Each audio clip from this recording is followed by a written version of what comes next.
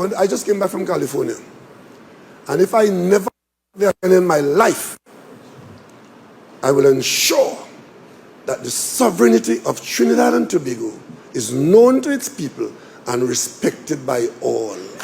If we cannot reach a sensible agreement on this matter, then if the cost of it is the loss of my visa to the US, then so be it. A lot for our healthcare delivery on certain specialists who over the decades we have obtained from India, from the Philippines, sometimes from Africa, and mainly from Cuba.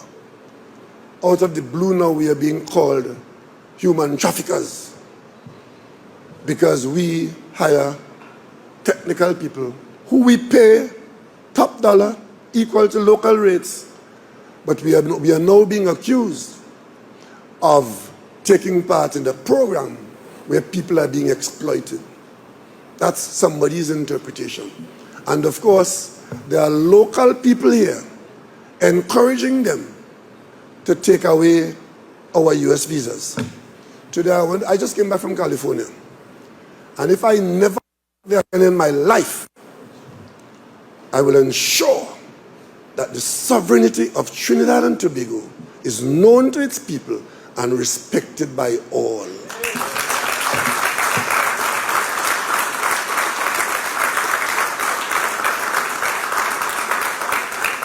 Ladies and gentlemen, in talking about priorities, it is to be known. If it is determined that you have to take away my visa and Eloise's visa, I want to say this publicly. It could be reported. I'm not looking for a fight with anybody, but we have to be honest and open. The hemodialysis which we do in St. Vincent at the Modern Medical and Diagnostic Center with these 60 persons, without the Cubans there, I will not be able to offer that service. So, does anybody expect that I, to go because I want to keep a visa, that I would let 60 persons from the poor and working people to die? It will never happen. The Secretary of State of the United States of America has issued a statement that countries which are complicit in his words with trafficking in persons and exploiting Cuban professionals, the doctors and engineers who come, that those who are complicit would lose their passport, they lose their visas and their families. Now, I know we're not involved in any exploitation of Cuban workers. And I know that the Cubans are not involved either, the Cuban government. I know the arrangements. And I believe that the Secretary of State is a good and decent man. And if he knows the facts, I'm sure that he will understand that we are not involved in that. This matter with the Cubans and the nurses should tell us everything that we need to know. Barbados does not currently have Cuban medical staff or Cuban nurses. But I will be the first to go to the line and to tell you that we could not get through the pandemic without the Cuban nurses and the Cuban doctors. I will also be the first to tell you that we paid them the same thing that we pay Bajans, and that the notion, as was peddled not just by this government in the US, but the previous government, that we were involved in human trafficking by engaging with the Cuban nurses, was fully repudiated and rejected by us. Now, I don't believe that we have to shout across the seas, but I am prepared, like others in this region, that if we cannot reach a sensible agreement on this matter, then if the cost of it is the loss of my visa to the US, then so be it. But what matters to us is principles. And I have said over and over that principles only mean something when it is inconvenient to stand by it. Now, we don't have to shout, but we can be resolute. And I therefore look forward to standing with my CARICOM brothers. I wish I could say brothers and sisters, but brothers, to be able to ensure that we explain that what the Cubans have been able to do for us, far from approximating itself to human trafficking, has been to save lives and limbs and sight for many a Caribbean person.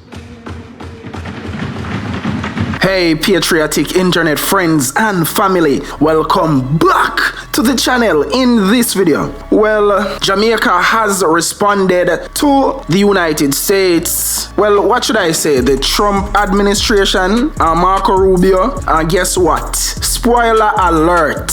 It's not the response that we were hoping for. Not even close. So stick with me. We are going to get to Jamaica's response to the United States. Should Caribbean leaders risk their US visas for Cuba's medical program? Comment below and let's debate.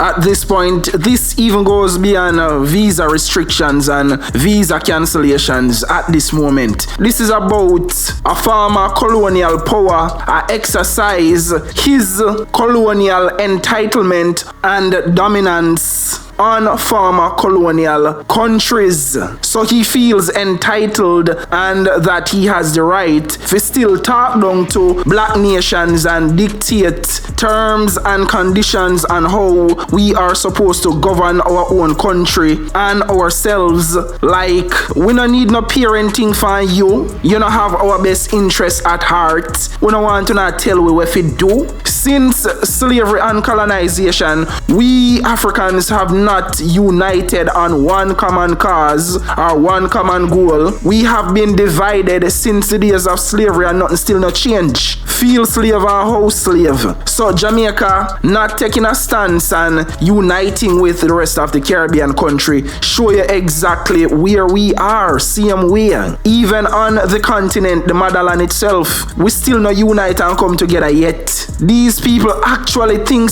we don't have a right to make our own decisions and do what we want to do. We're supposed to always be a pawn in a then chess game. Oh, we need some support over Haiti. Alright, here we are gonna need, and they not even ask them a demand and tell you say you are gonna send this amount of soldier and police go over Haiti, figure potentially dead, cause them not care about black lives, you know. So this runs deeper than just visa cancellation. And me don't know about nobody else, but I am very allergic. Me have a natural disdain. I am very rebellious when it comes to anything that feels or look like a slave and a slave master dynamic between Africans and a former colonizer. I don't want Backcraft to feel like he can come talk to me anywhere. Slavery done. Them the days that done. This is 2025, not 1625. So at the current moment, Jamaica's stance is not with the Jamaican people or the well-being of the Jamaican people, nor is Jamaica and Prime Minister Andrew Holness standing with the rest of the Caribbean leaders who have came out in rejection of the US claim that Caribbean countries are somehow involved in human trafficking of Cuban healthcare workers, nurses and doctors from Cuba. So at this present moment, Prime Minister Andrew Holness of Jamaica still not come out and talk. Now it's another spokesman, which is Health and Wellness Minister Dr. Christopher Tufton. So first it was Foreign Affairs Minister Kamina Johnson-Smith. Now it's Tufton. Where is your leader when you need him? A leader leads from the front, and a leader leads not because he wants to, but because he has to. Right now, Jamaica's leader, our Prime Minister, is missing in action. So let's get into the article and me go read where Jamaica's Health Minister has said. So at the moment, this is Jamaica's official stance. Health and Wellness Minister Dr. Christopher Tufton says he sees no immediate danger to US visas held by government ministers arising from the Trump administration's stance on Cuba's medical mission program. The US government says it will apply visa restrictions to Cuban and foreign officials believed to be encouraging the Cuban labor export program. The US says the policy will particularly focus on Cuba's overseas medical missions. Keynote and pay attention to that. That is what this is all about. When it comes to the US threatening to impose visa restrictions, sanctions on countries like Jamaica, Barbados, Trinidad and Tobago, St. Vincent and the Grenadines. Even though Barbados does not currently have no Cuban medical personnel in Barbados, Dr. Tufton says discussions are being held on the implications of the policy for the approximately 400 Cuban nationals working in Jamaican hospitals. The U.S. State Department says the proposed visa restrictions will hold Cuban and foreign officials accountable for profiting from the forced labor of their workers, as if America give a damn about Cuba. But the policy has come under fire from several Caribbean leaders. None of them the Caribbean leaders that don't include Prime Minister Andrew Holness and Jamaica up to now. Barbados Prime Minister Mia Mottley, that's why I love her so, says she's prepared to lose her US visa if a sensible agreement cannot be reached on the US policy. A similar sentiment was shared by St. Vincent and the Grenadines Prime Minister Dr. Ralph Gonsalves. Trinidad and Tobago's Prime Minister Dr. Keith Rowley has declared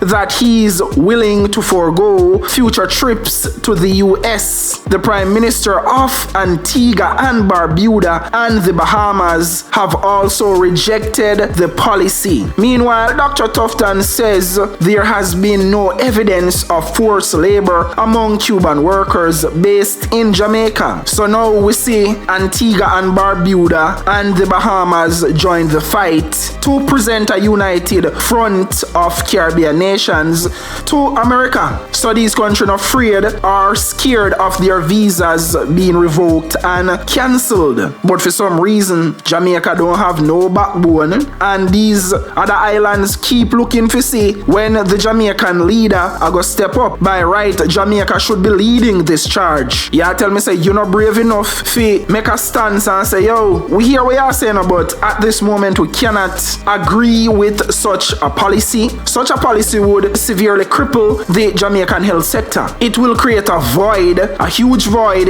in our health system, which you, America, will not be able to fill. So what you say is not practical. Now listen to this voice clip of Dr. Christopher Tufton on the current situation and Jamaica's official stance. I don't believe in this kind of assumption. What you're doing is you damage a conversation and a negotiation by start extrapolating on extremities. I don't think it's a healthy part of a dialogue. I think that we avoid those kind of conclusions and focus on the discussion. So when that bridge presents itself, we will cross it one way or the other. A lot of the decisions that we make around these things clearly, well, all the critical decisions are made by a cabinet led by the Honorable Prime Minister. So I would never venture to try and make these conclusions on my own, because clearly it's not up to me alone. I have a lot of confidence in the executive arm of government, so that's a decision that we take collectively. But as of now, I'm not there, and I don't see any evidence to suggest that we will get there. We have had a strategic plan which we're moving ahead with. I'm actually traveling to the Philippines in another few weeks to consolidate some of the conversations that took place with the minister who came to Jamaica, and we have a signed MOU to pursue certain bilateral arrangements. We have had discussions similar with Nigeria, and in fact we have approvals for some faculty to come in and nurses. I met with them last week. I met with the Indian High Commissioner this week. There are some conversations around that. There's a possibility I could be there also. The point I'm making is that we are not going to surrender or give up in terms of efforts, and if it means a void is created, we will have to find a way to fill that void. Am I the only one who just hear where Dr. Tufton just say about a void being created in Jamaican health sector? There can only be a void if you fire and get rid of said Cuban doctors and nurses. So apparently the Jamaican government is willing to forego the Cuban doctors, and if a void is created because of that, then so be it. That's when I get found with Tufton saying at the last part of the message. You see, our politicians, them, when them get sick, them flag off Florida, you know. Yes, that's what Jamaican leaders do. So it no bother them. When the poor go through, it doesn't affect politicians because they don't live like the poor, and the poor support them the most. Yes, this is the official stance of the Jamaican government. Them no want lose their visa so they can't fly go Florida go check then doctor when they get sick.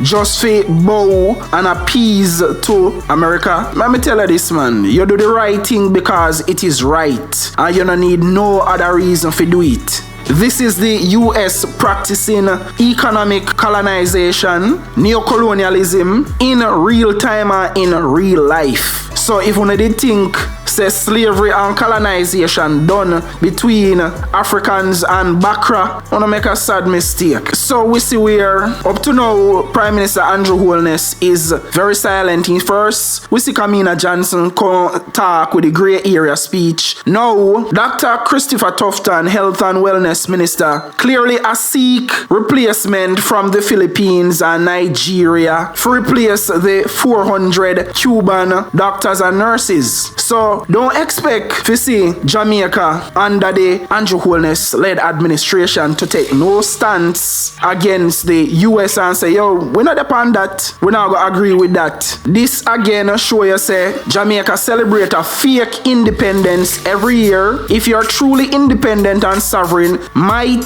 can't beat right. So guess what? No care how big and superpower America want be. No, we're not going to do that. We have a right to shape our own destiny and chart our own course. We supposed to have complete autonomy over how we govern our country and our citizens. We don't need no external force to apply unnecessary pressure, tell we what to do and what not to do, who to be friends with, who not to be friends with. Like what the fudge? This is why I don't take your favorite Jamaican politicians seriously. They can't even stand up for we. Them not even stand up for the good of Jamaicans. So here what for them plan. When them replace the 400 or over 400 Cuban medical personnel with people from Nigeria and the Philippines, so them even go India, go look doctors and nurses. Then them a go Lego the Cuban workers once they find the replacement. And that them out tell America, you know. Yeah man, we're gonna let them go as soon as we get the replacement. Cause based off away, we hear Tufton just say that are the plan. Tufton say if there is a void, if there is a gap, then so be it. Them have to just fill the gap and the void after the Cuban nurse and doctors them leave. Jamaica bow and submit to Trump over visa, over one piece of paper in a one book. Look at that. Me don't want a leader like that to represent me. Me can't support a leader like that. One leader when I stand up and defend Jamaican lives, and we see other Caribbean countries that do it in a real life and in a real time.